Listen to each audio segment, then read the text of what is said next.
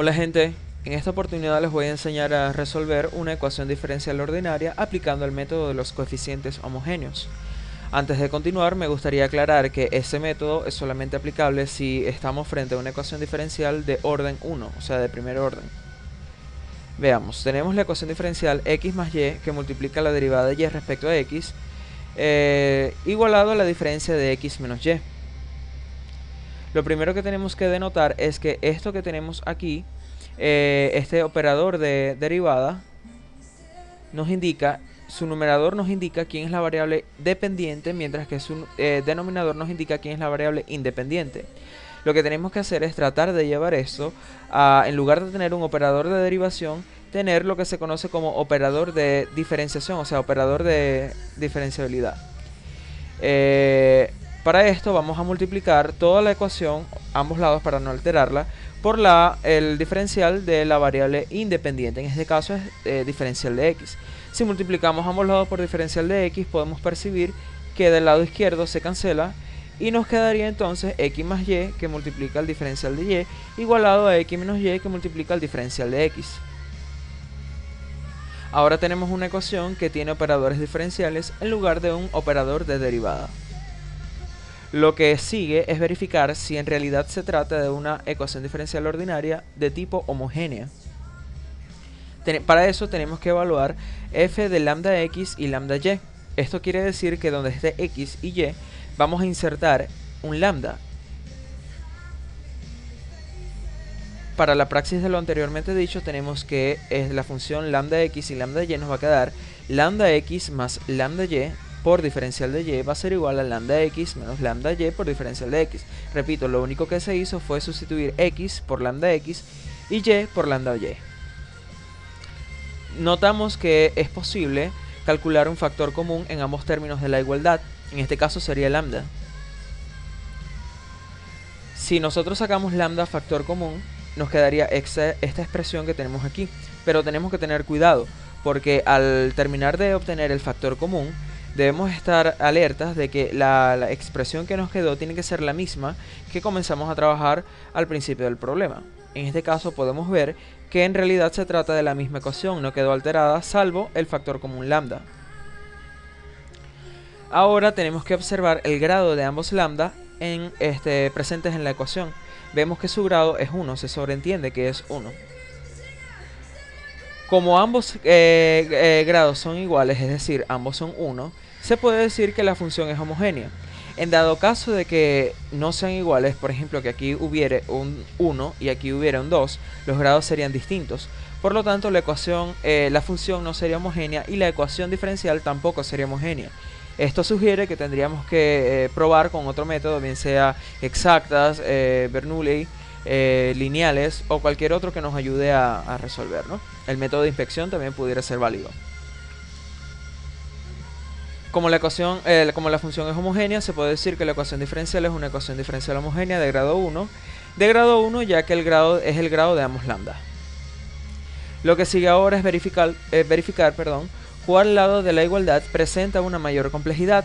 Si el lado izquierdo, que lo podemos llamar P o M, o el lado derecho, que lo podemos llamar Q o N. En este caso es lo mismo. Nosotros escogimos el lado izquierdo y vamos a utilizar entonces la sustitución y va a ser igual a u por x y delta y va a ser igual a u diferencial de x más x diferencial de u. En dado caso de que hubiésemos escogido este término, la sustitución adecuada sería x igual a v por y diferencial de x sería v diferencial de y más y diferencial de v. Bueno, lo que tenemos que hacer entonces es sustituir donde esté y, vamos a colocar u por x y donde esté diferencial de y, vamos a colocar esto. Perdón, aquí. Entonces, después de aplicar la sustitución nos quedaría esta expresión que tenemos aquí. Lo que sigue ahora es aplicar la propiedad distributiva. Entonces tendremos que multiplicar este por este, más este por este, más este por este, más este por este. Y aquí, este por este, menos este por este. Aplicando la propiedad distributiva nos queda esta expresión que tenemos aquí, que vemos que es bastante larga. Mi sugerencia es que pasemos lo que nos queda del lado derecho de la igualdad al lado izquierdo, para que podamos simplificar adecuadamente. Pero dado que esto es una simplificación, pues cada quien puede trabajarla del modo que se sienta más cómodo. Al simplificar la ecuación nos queda esto que tenemos aquí: x cuadrado por u más x cuadrado, todo eso por diferencial de u, más x por u cuadrado más 2 por x por u menos x, diferencial de x, todo eso igualado a 0. Ahora lo que tenemos que hacer es separar variables. Tenemos este término, lo pasamos al lado derecho de la igualdad con signo negativo.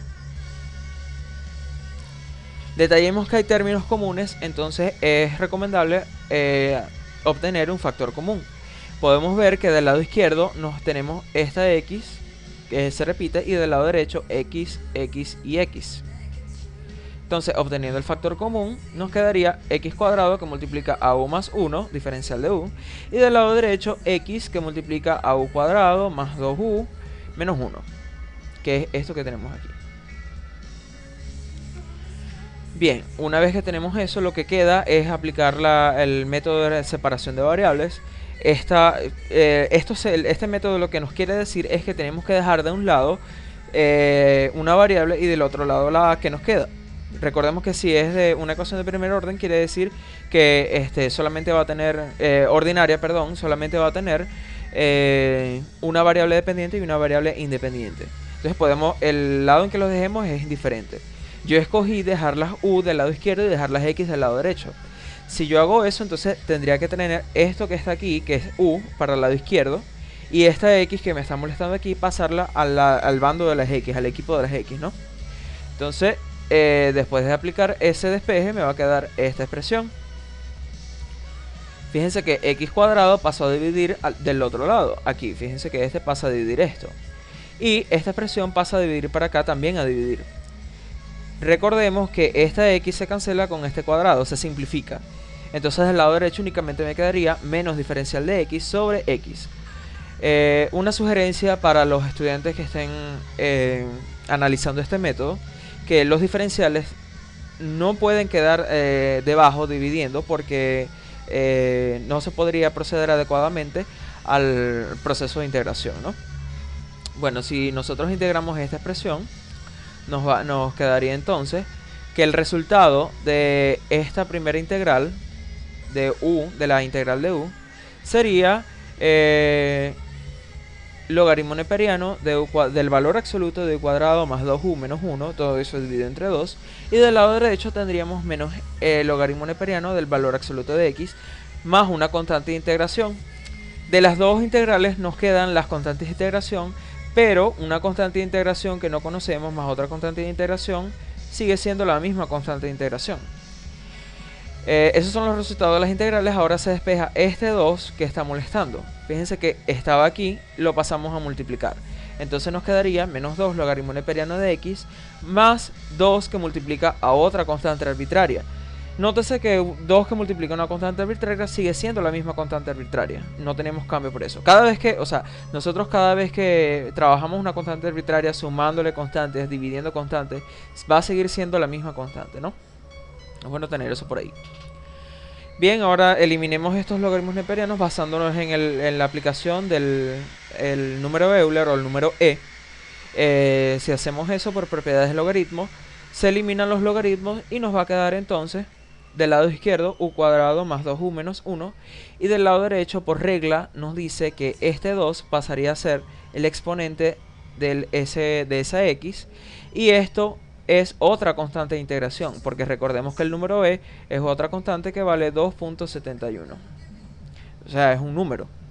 Por regla de exponentes, la expresión final nos quedaría u cuadrado más 2u menos 1 igualado a x a la menos 2 por c. Recordemos que esta x a la menos 2 es lo mismo que si yo tuviera c multiplicado por 1 sobre x cuadrado. Devolviendo el cambio entonces, recordemos que nosotros inicialmente decidimos llamar y igual a u por x. Entonces ahora, para devolver el cambio, nosotros decimos que u va a ser igual a y sobre x. Si hacemos eso, fíjense que esta u es esta. Si yo dije que u es igual a y sobre x, entonces u cuadrado va a ser igual a y cuadrado sobre x cuadrado. Entonces 2u va a ser igual a 2y que divide entre x, perdón, menos 1, igual a c por 1 sobre x cuadrado. Si yo quiero despejar esta constante de integración, entonces este x cuadrado que está aquí pasa al otro lado multiplicando todo. Si pasa multiplicando el x cuadrado, el 1 sobre x cuadrado que yo tenía anteriormente, pasa para acá todo multiplicando. Si multiplica, entonces esta se simplifica con esta, este cuadrado se simplifica con esta x, y aquí pues nos quedaría solamente menos x cuadrado, ¿no? Entonces fíjense que nos quedaría y cuadrado más 2yx menos x cuadrado, igualado a una constante arbitraria. Si multiplicamos todo por menos 1, esto es opcional en multiplicar por menos 1, nos quedaría entonces menos y cuadrado menos 2yx más x cuadrado. Esto que obtuvimos aquí se denomina solución general y es uniparamétrica debido a que conseguimos solamente una constante arbitraria. Y bueno, eso es todo el método. Si hacemos un pequeño sumario, nos quedaría entonces que el método se trata de primero fraccionar el operador de derivada para llevarlo a operadores de diferencial. Seguidamente, probar si la función es homogénea evaluando una función que depende de lambda x y lambda y. Si es homogénea, sustituir apropiadamente con los cambios que les comenté al principio del video. Luego simplificar completamente la ecuación de manera que solo queden dos diferenciales para poder entonces aplicar la separación de variables. Después de que ya tengamos de un solo lado un tipo de variable y del otro lado el otro tipo, tenemos que integrar eso. Posteriormente tenemos que simplificar pues todo lo que se pueda los resultados de las integrales sin olvidar la constante de integración que agrupa todas las constantes que puedan aparecer. Y finalmente devolver el cambio realizado y si es apropiado seguir simplificando, ¿no? Hasta que nos quede una solución general lo más resumida posible. Y bueno, esto ha sido toda la explicación del método de resolución de una ecuación diferencial de primer orden a través del método de homogéneas. He tratado de ser lo más claro que pueda. Si tienen dudas, por favor comenten y con gusto les voy a explicar. Bueno, nos vemos en otra ocasión. Que tengan feliz día, tarde, noche o lo que sea en su país. Hasta luego.